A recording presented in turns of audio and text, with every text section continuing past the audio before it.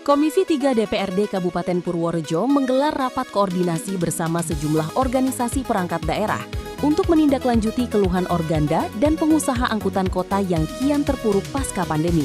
Selain penurunan eksistensi angkot, rapat menyoroti maraknya operasional odong-odong di jalan utama.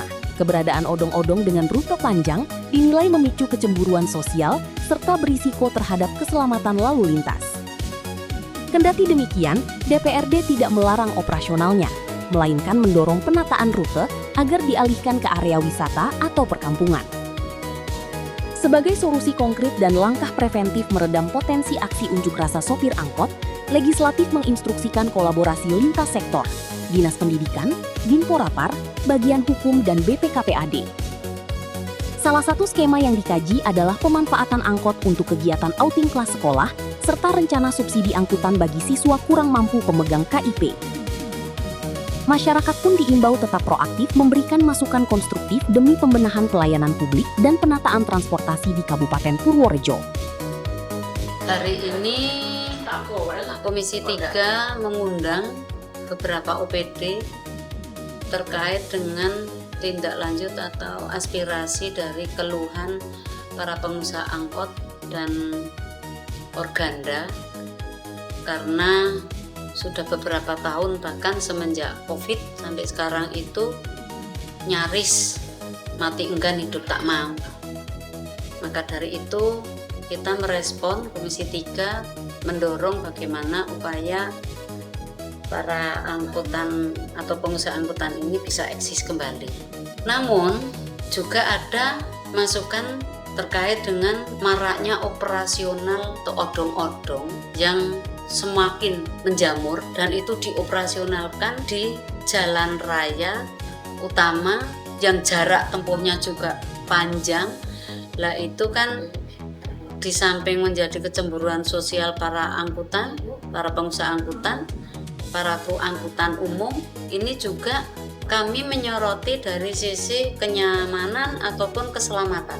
Jadi banyak faktor yang harus diperhitungkan dan dipertimbangkan, sekaligus bagaimana pensikapan atau pembijaksanaan. Bukan berarti kita melarang, Mas. Wong mereka juga butuh pekerjaan dan lain-lain. Tapi kami tidak melarang operasionalnya, tetapi disesuaikan dengan tempat yang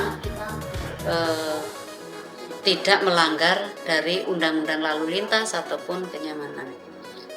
Misalnya di area-area wisata ataupun di seputaran perkampungan yang tidak mengganggu lalu lintas umum ataupun keselamatan pengguna atau pemakai itu sendiri ketika melintas di jalan raya. Target kami tadi sudah tak sampaikan, karena kita mengundang banyak OPD dari bagian hukum terkait regulasi, juga dari Dinas Pariwisata terkait dengan kegiatan aktivitas di lokasi wisata, dari Dinas Pendidikan ketika sosialisasi dengan para orang tua murid supaya bisa mengindahkan tentang aturan keselamatan dan kenyamanan. Maka kami berharap target kami ini jangan hanya rapat ini sekedar formalitas, Mas, tetapi bagaimana peran eksekutif tanggung jawab OPD-OPD ini ada kolaborasi, merumuskan skema-skema, mencari solusi, berikan ruang untuk berdiskusi, jadi lebih indah dan lebih enak. Pesan-pesan kami, masyarakat kami berharap tetap terus proaktif memberikan informasi, masukan, sekaligus kritikan, masukan dalam arti yang positif dan produktif tentu, yang tujuannya untuk membangun dan menata Purworejo lebih baik. Pelayanannya juga di semua OPD bisa lebih maksimal kepada masyarakat.